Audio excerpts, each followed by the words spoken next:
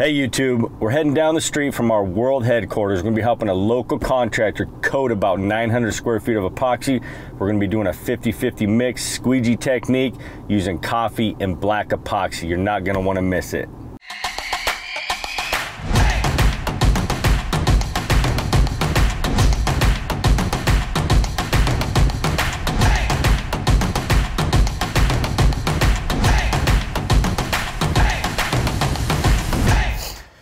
Okay, so it's coating day. I'm gonna talk about everything that's kind of going on. And so I'll just kind of walk through what everybody's doing now, a few things that we're gonna do before we start coating, and everything that Brian already did before this point. So this was previously stained concrete. So he shot blasted the floor. That's why you see all the aggregate, right? The rocks, very porous. And so whenever you're shot blasting floors, it's always good to do either our vapor barrier, right? Or a seal coat, because we want to seal up all the pores in the concrete to minimize outgassing bubbles. So it's always vital to either vapor barrier, right?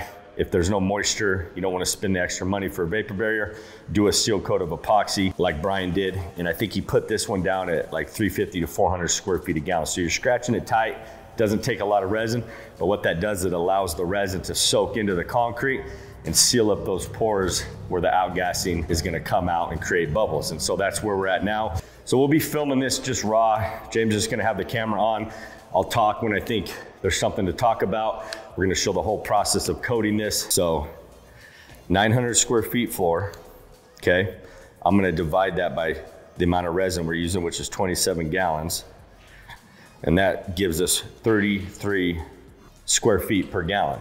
What I'm gonna do now is I'm gonna times this number by the amount of resin we're making at once. So what we're gonna do is we're doing a 50-50 mix. We're doing black and coffee. So we're gonna make 3 gallons of black, 3 gallons of coffee.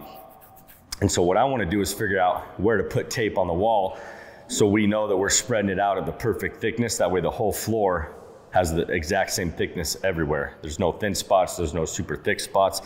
And so what I'm gonna do is take 33 times 6, because again, we're making 3 gallons of black, 3 gallons of coffee, 200 square feet. So what we're gonna do, since we're doing kind of like a diagonal vein pattern, I call this like a dynamic technique, right? It's kind of random, you're pouring it out random, but you're kind of following a pattern, okay? So what we need to do before we start is figure out 200 square feet at an angle, okay? So it's probably gonna be around like something like here. So we'll have a tape on the wall there, a piece of tape here, and then we know those 6 gallons that we make, we don't go past those tape lines. So, and that ensures that you have an even thickness everywhere. You're not gonna run out of product, right? You know for a fact you're gonna have enough product. So we'll come out here, I'll talk about the mixing station.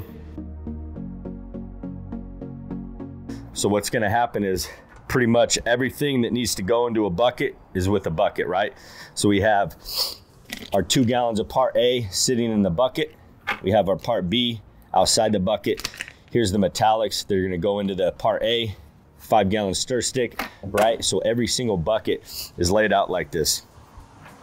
And so when we start to mix, Kyle's gonna mix one color, Trey's gonna be over here mixing another color, right? And so they're gonna simultaneously mix at the same time.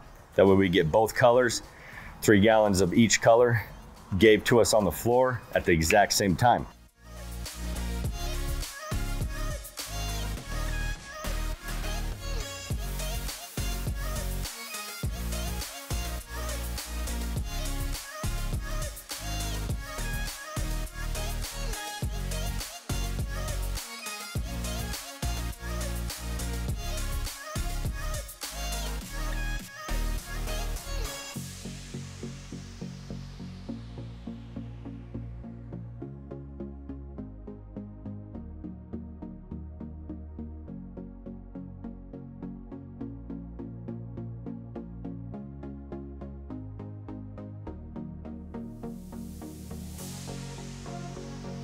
So what we did was we're gonna make 6 gallons at a time, and then they're gonna immediately make 6 more. And so we're gonna do 12 gallon sections at a time. So we have 12 gallons that needs to cover here.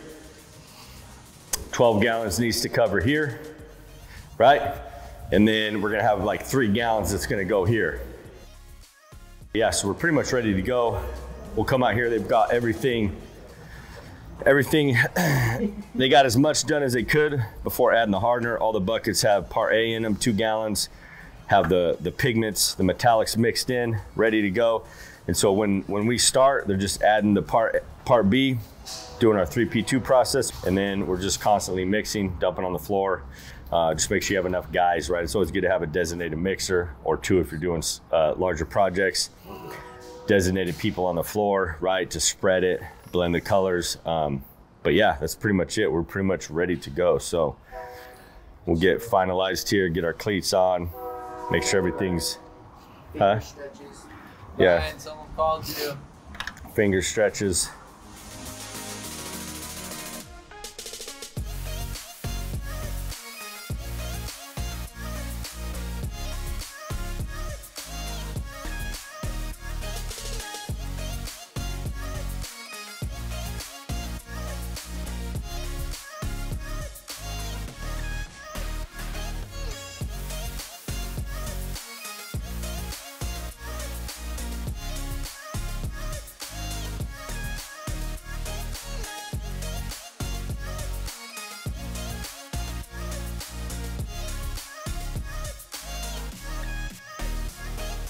So before we pour out the product, I want to talk about our spike shoes. These things are awesome. If you're ever doing epoxy projects, make sure you get a pair, right? Spikes, this makes sure we can walk on the epoxy without messing up the designs. They're sharp so you don't slip. And they have some heavy duty, what are these called? Buckles, heavy duty buckles, so you can get them really tight, makes them really comfortable. But one thing I want to show you, a little tip, is when you guys put these on, these straps are a little long, and so we want to cut them down. And I like to have the buckles on the top. I've already cut this one and seared the edges so it doesn't fray out. I just want to make sure I don't cut it too short because it makes it hard to put on. Give me some room, and then I'm going to cut it, make sure it's not going to hit the epoxy, right? And then we're just going to singe that edge, and you're ready to go. Rock and roll.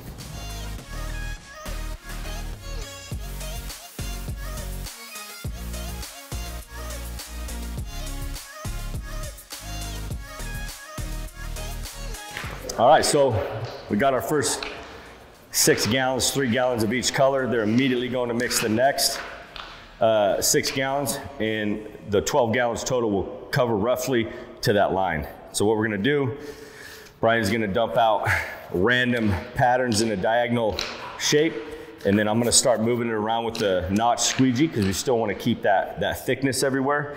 Once we get it all dumped out, spread out, we're gonna blend it together and fine tune it with our flat Leggari squeegee.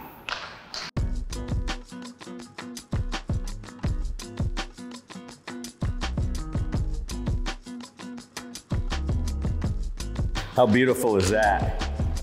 So again, it's a 50-50 mix, right? We're doing the same amount of black, same amount of coffee, but we're just doing a pattern in it, right? So it's gonna look really cool.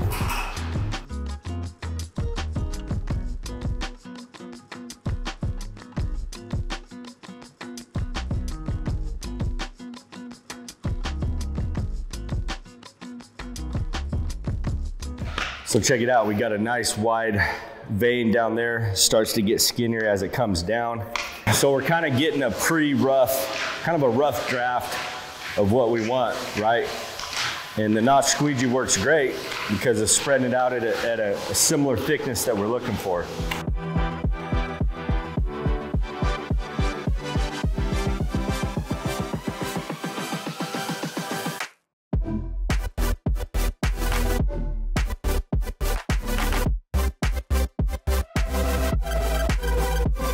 There's so many different ways that you can put these floors down, right? So this is just another technique. You know, you got to be a little more methodical, right? And kind of pour your beads out how you want. But the more random you do, the better, right? You start trying to think about it, marking off your floors, right? It's just better to go random. Nature's random, right? Nothing's perfectly symmetrical. The colors, the shapes, the designs. And so that's kind of what we're going for. Super random. Biggest thing though is when you're doing this, you gotta blend in the colors really good so they don't look like lines, right? Last thing you wanna do is barely blend your colors and you see all the patterns, right? They're not blended in, they don't marbleize, they don't mesh well. It almost looks like you poured different colors out. A lot of people do it, does not look good. And so Brian's gonna just spend his time blending, blending, blending. Notice he's got his squeegee at a low angle. He's not trying to move the product necessarily. He's just trying to blend in those colors to get rid of those hard lines. Gosh, this is beautiful, dude. It's all about blending it. Blend it enough to where it's gonna look more natural.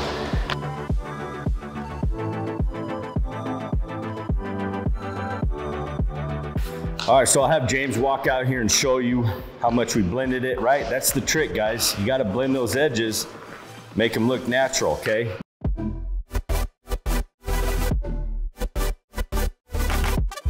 You can't really see hard lines, doesn't look like we poured out. It's all kind of random, looks freaking awesome. And so now that we're happy with blending, we're about done with this section. So I just told Kyle and Trey, hey, start mixing the next batches, is we're gonna disperse the surface.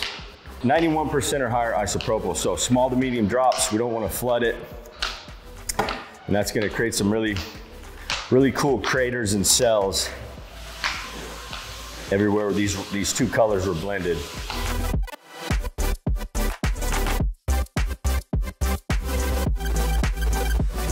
So now we're on our next section. Right, we've been going black, brown, black, brown. We got brown right here. I might pour a little brown just to make this a little whiter, right? And then we'll go kind of continue the process.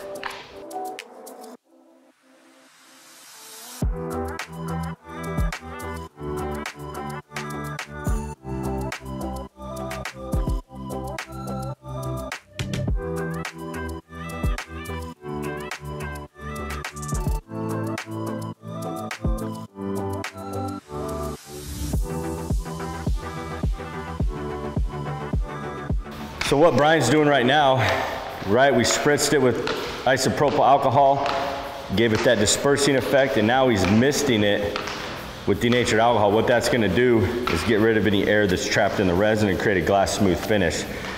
Biggest thing on this, when you're spraying this, is you don't wanna flood the surface. It'll muddy out the veins, the lines, the colors. And so, see how he's just hitting it quick, light, spraying down onto the floor. And then if we have to hit it again or there's other spots that we need to hit, we want that to evaporate for about 5-10 minutes and we can go back and hit it one more time. So we usually will coat a section, start on the next section, let the isopropyl evaporate, and then come back, spray denatured, and then we kind of just continue that process.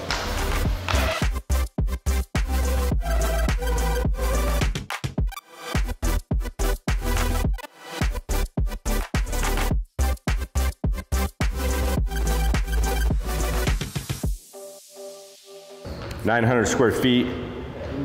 I think it took us like an hour and 45 minutes to coat this. It's fast, right? Especially when you have designated mixers that can constantly mix your product and get it down on the floor. So we'll be gone, but he's gonna spray the floor with our urethane gloss with grit. So he's gonna spray it out of an airless, plastic the walls, creates a really nice finish. And so we'll send one of the guys over to film that, just so you guys can see how that's done. But yeah, it turned out beautiful. Like I said, once you do one section, you just continue the process, do the same thing over and over, always map out your sections, make sure you have enough resin, right? You'll never run out as long as you know this kit goes here, this kit goes here, and so on. And then take the time to pull chunks out if you can. When you guys are walking out when it's finished, always try to step straight up and down. We like the cleats or the spike shoes because, I mean, it doesn't really leave anything. Baseball cleats like James has on, they like to leave pretty big indents. And so, you know, if you slide it all or move your foot at all, it just moves resin away from the floor. So always get the Leggari spike shoes, they work the best. All right guys, we're at the wine village, 900 square feet. We just poured the epoxy yesterday. Today we're gonna urethane top coat gloss with grit. It's gonna take about 3 gallons. With top coat, you will get a roller line if you're rolling it on. And especially in this building, there's tons of windows. So we get that reflection and it just shines right on the floor, and if there is any roller line, you'll really pick it up. So that's why I like using an airless. It uses a lot more product than spraying and rolling with the 18-inch roller. So out of the airless, it goes down about 370 square feet a gallon. So definitely uses a lot more. Rolling it, you could probably get close to 700 square feet a gallon. So yeah, we're gonna put the pump in and prime the pump, and we should be good to go.